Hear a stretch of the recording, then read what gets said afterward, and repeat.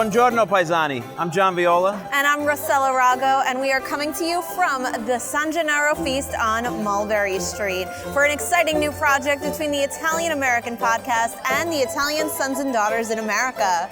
That's right. Every month, we are going to take you across this great country of ours to explore the Italian side of America. Myself, Ro, our other co-hosts, we spend a lot of time in the Italian-American community, and we think there's so much that you're going to want to see. So as we travel on our adventures, we're bringing you greetings from Italian America. And today we're starting here in the Little Italy of New York City at the Festa di San Gennaro. Ready to go? I think it's time for Zeppeli. Let's eat. Let's go.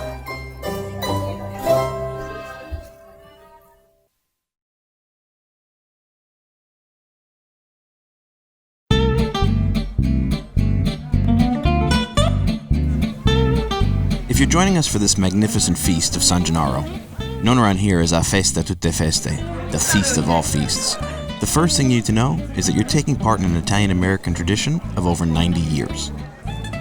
Each year, the streets of this iconic neighborhood come to life for an 11-day celebration of faith and culture, consisting of games, music, and enough food to feed an army. This could save starving children. Yeah, this is it. Sausage and peppers, meatballs, and a collection of some of the best desserts on the planet. And that's just the start. Ro and I are on a mission to try it all, including the fabled deep-fried rainbow cookie. But I heard about it, and now I gotta have it. Yeah, let's go. Dozens of restaurants, both old and new, contribute to this literal feast. Newer residents are happy to join in such a storied celebration, while neighborhood originals, now run by second and third generation family members, return to the neighborhood with pride. This is the most famous sausage and pepper in America. No matter the background, the goal is the same: to welcome and provide visitors with the meal of a lifetime.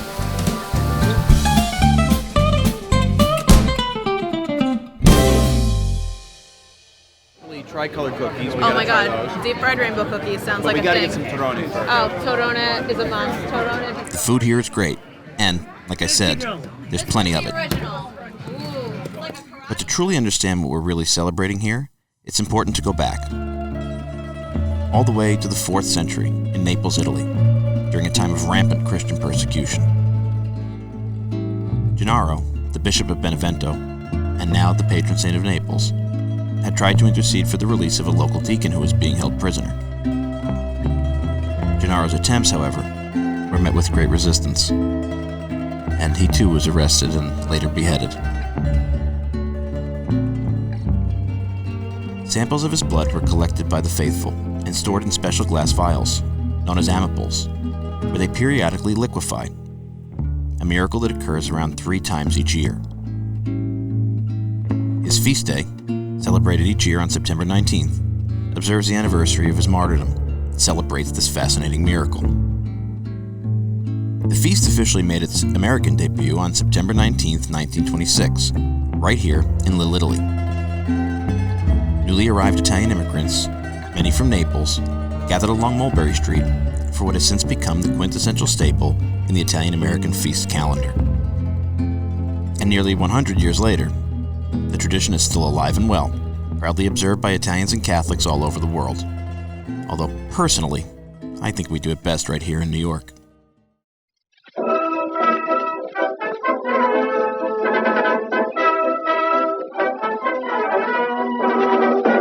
We took a slight break from the avalanche of calories to visit my friend, Mr. Ernie Rossi, owner of a store that sells, well, just about every little thing that an Italian-American would need but can't find anywhere else. Oh my god, this is like the Italian nonna's basement of my dreams. Yeah. Though it now sits a few feet away from its original storefront, this place remains a living, breathing Italian-American heirloom. It was opened in 1910 by Ernie's grandfather, Ernesto, and the majority of its early years were spent as a music store and a music publishing company. Really, it was a music publishing house from 1920s and 30s on the E. Rossi and Company. It may now be more of a holy grail of Italian gifts and novelties, but the store retains much of its original magic and allure. When you're here, you are home. There's everything that we grew up with here, There's nothing, when you come in here, you can't say, oh my God, I had that with my grandmother, I want to use it again, because Ernie will go, oh, we got them, here they are. You love this stuff, don't you? My first job in the store as a kid was putting key rings on these things. These are corny, horns. Ernie, why do you still do this? I mean, why do you keep this place even though the neighborhood has changed? What makes you keep going? Well, I was born and raised here, and it's home to me. Right. And you never know who's going to walk in that door. You just walked in, and you don't know who's going to walk in every day. So every day, it could be a quiet day, and all of a sudden someone walks in and changes the whole mood of the day. Mr. Rossi's store is the perfect symbol of defiance in a changing and less appreciative world, a most welcome dose of authentic Italian America, and a reminder that the true spirit of Little Italy lives on.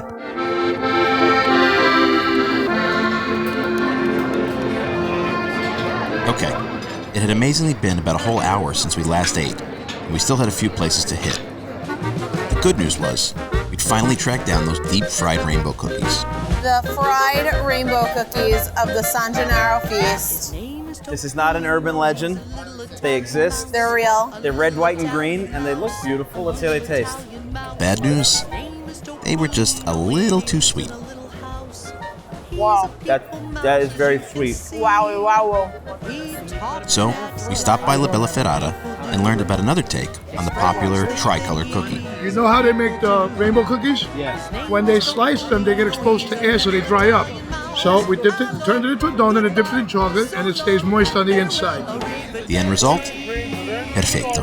That's much better. Oh my God. That's way better. Yeah. Amazing. Best thing at the feast.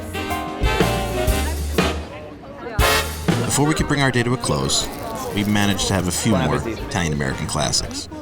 Pasticcioti from Cafe Roma, and cannolis from Ferrara's Bakery. Perfect. Then, it was off to church for a high mass in honor of our beloved patron saint.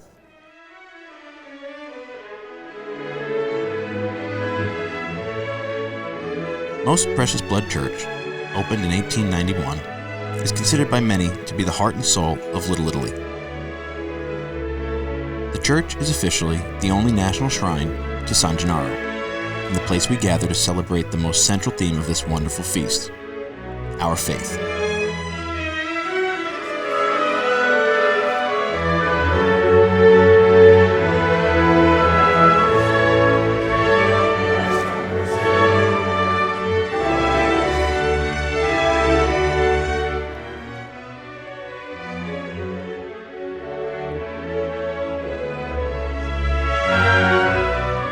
It's a beautiful celebration, immediately followed by a procession through the old neighborhood.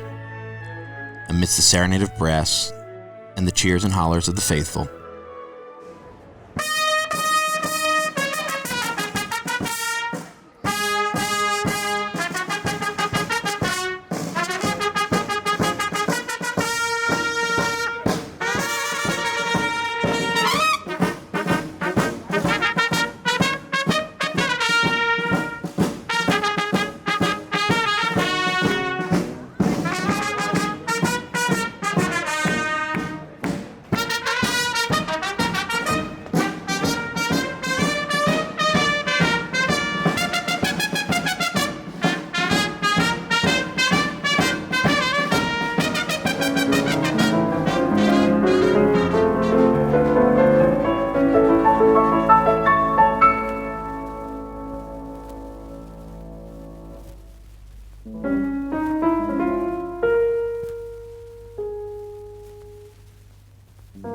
this is what it's all about.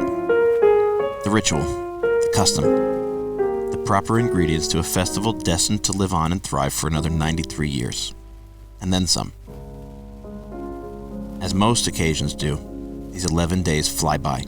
But the sounds, the smells, the tastes of a bygone era, they help build the memories we use to pass the torch of tradition on through the generations.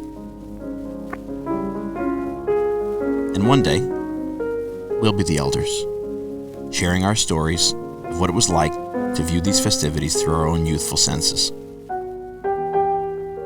And we'll smile, give a little nod, knowing that we've done our part to make this wonderful culture even brighter, simply by coming home.